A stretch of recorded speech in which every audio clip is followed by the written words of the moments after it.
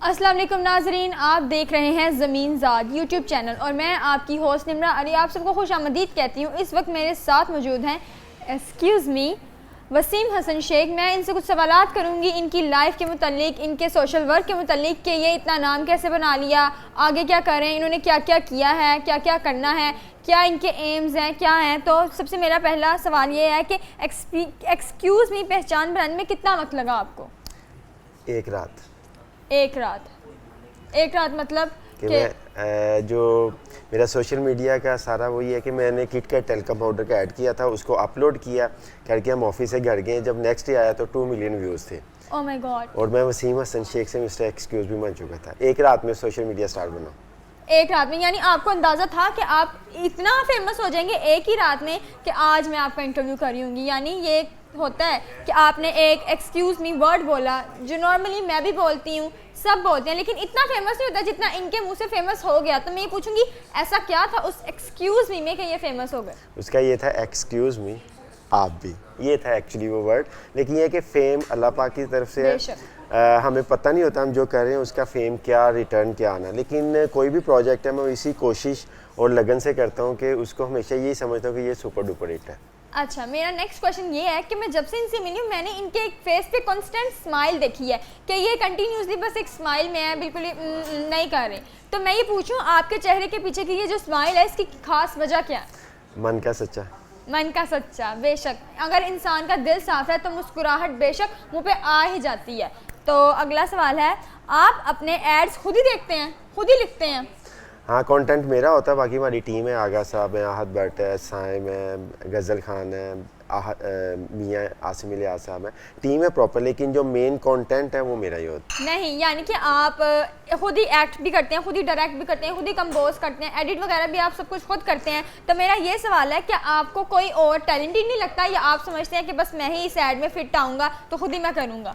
नहीं, उसमें ये है कि अब मैंने बताया ना कि हमारी टीम है, आज अब जस्ट मैं जो ना वो कंटेंट पे ज़्यादा फोकस और एक्टिंग पे होता हूँ।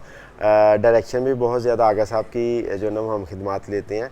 और सेकंड ये कि क्लाइंट की जो ना डिमांड होती है कि आप अगर करेंगे तो हम जो ना वो करवाएंगे, अदरवाइज़ नहीं। तो उनकी डिमांड होती है कि आप उसमें मेन लीड करें, तो मुझे करना पड़ता है। जी, जैसा कि ये आपका एक डायलॉग है मिस्टर एक्सक्यूज़ मी जो कि बहुत फेमस हुआ, उसको बहुत फेम मिला, तो आपको अब मिस्टर एक्सक्यूज़ मी के नाम से जाना जाता है। आपका अपना भी एक नाम है लेकिन वो हिट हो गया, तो आपको जैसे मेरा नाम निम्रा है तो मुझे निम्रा अली के नाम से जाना जाता है। तो इनका नाम है वसीम हसन शेख, लेकिन इनको सब मिस्टर एक्सक्यूज़ मी कहते हैं। तो मेरा ये कहने का मतलब है कि एक्सक्यूज़ मी जो आपका एक वर्ड है मुनफरिद, वो आपको अब अच्छा लगता है जब वो आपको कोई कहता है?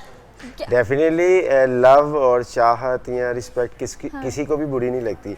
और लोग जो ना वो इवन के मैं थाईलैंड गया था लेस के ऐड करने, तो वो आपको पता मल्टीनेशनल ब्रांड है, तो उन्होंने भी मेरा एक्सक्यूज़ मी ही लिया था। मैं लेस खा रहा हूँ और कह रहा हूँ एक्सक्यूज़ मी मैं भी। तो ये एक आइडिया कहाँ से आया मिस्टर एक्सक्यूज़ मी बोलने का? ये आइडिया कहाँ से आया? देखिए, हर आर्टिस्ट और हर डायरेक्टर की एक सिग्नेचर टून और एक उसका आइडिया होता है, तो वो प्ले करता है। सम टाइम वो जो ना वो हिट हो जाता है, सम टाइम नहीं होता। तो अल्लाह पाक ने मुझे इज्जत दी, तो आइडिया था खेला, अल्लाह पाक ने इज्जत दी। जब इतने आपको फेम मिलता है तो जो लोग आपसे जेलस होते हैं ना वो आप लोगों को क्रिटिसाइज भी करते हैं। तो ये क्रिटिसिज्म का मैं आपसे पूछूंगी कि जब आपको कोई ऐसे कहता है, गलत कमेंट्स देता है, तो आपको कैसा लगता है, क्या आता है दिमाग में? सबसे पहले निम्रा, जो क्रिटिसिज्म है वो एक ऐसी आंख है जिसे अपने सिवा सब कुछ नज़र आता है। तो अगर कोई क्रिटिसिज्म ऐसा है जिससे कि मेरी इस्लाह हो रही है, मैं तो खुद कहता हूँ मुझे बताएं। लेकिन फॉरवर्ड मैसेजेस की प्रमोशन या जेलसी कोई कहे तो माई फुट, मेरे पास इतना टाइम नहीं है कि मैं उनको देखूं कि अपने काम को देखूं। बेशक अगर आप लोगों को देखेंगे तो आगे बढ़ने का जो आपका प्लान है वो आप कभी भी उसको पूरा नहीं कर सकते। और मेरे जो देखने वाले व्यूअर्स हैं उन्होंने भी एक सवाल, जब मैं आपको सर्च किया तो मुझे सब में ये नज़र आया कि जो आपकी ये जो हेयर्स का यूनिक स्टाइल है इसका क्या मकसद है? ये पहले से था या आपको फेम मिलने के बाद आपने ये स्टाइल को कैरी किया? नहीं, ये मेरा पहले ही था। इवन के हम जो भाई हैं माशाल्लाह से वो सबके लॉन्ग हेयर थे। हमारा जो पुराना आबाई घर था वहाँ पे फेमस था कि ये लंबे बालों वाले उनका घर है।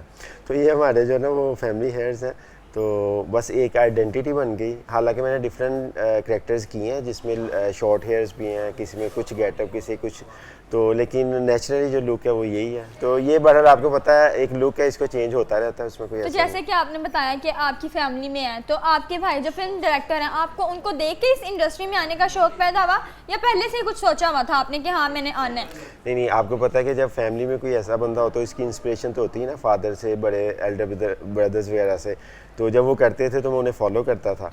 तो अब वो इस दुनिया में नहीं है, हालांकि मैं उनकी मूवी कर रहा था इश्क न जाने कोई, तो वो भी अभी पोस्टपोन है। तो बस उनको देख के इंस्पिरेशन लेके उनको असिस्ट करके एज असिस्टेंट डायरेक्टर काम किया मैंने।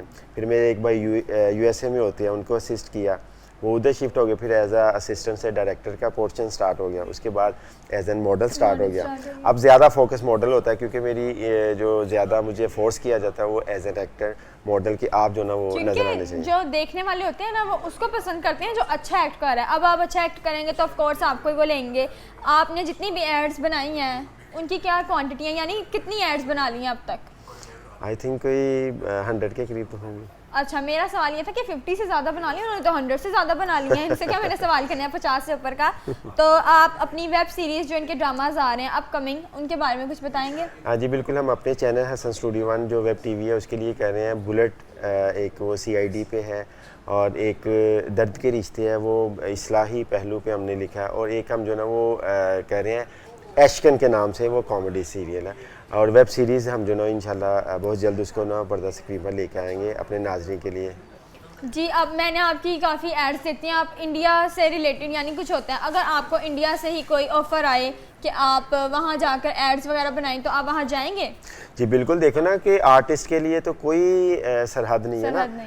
हमें अगर काम आएगा एक रिस्पेक्टेड वे में तो कहीं भी हम बिल्कुल करेंगे, क्योंकि शोबिज़ का काम है और आर्टिस्ट के लिए कोई हद नहीं है। उसको जहाँ से रिस्पेक्ट प्यार मिलेगा वो बिल्कुल आएगा, हम करेंगे तो काम। किस तरह का काम करेंगे आप अगर वहाँ भी जाते हैं तो? देखिए ना, उसमें मैं आर्टिस्ट हूँ, मुझे सीरीज़ में लेते हैं, सीरियल में लेते हैं, या मूवी के लिए कहेंगे तो ओबियसली मैं करूँगा। जी, ये थे हमारे साथ mister excuse me Waseem Hasan Sheikh.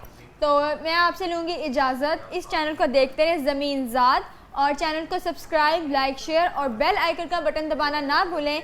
और मोर वीडियोस को देखने के लिए सब्सक्राइब कीजिएगा चैनल। हमें दे इजाज़त, अल्लाह हाफ़िज़।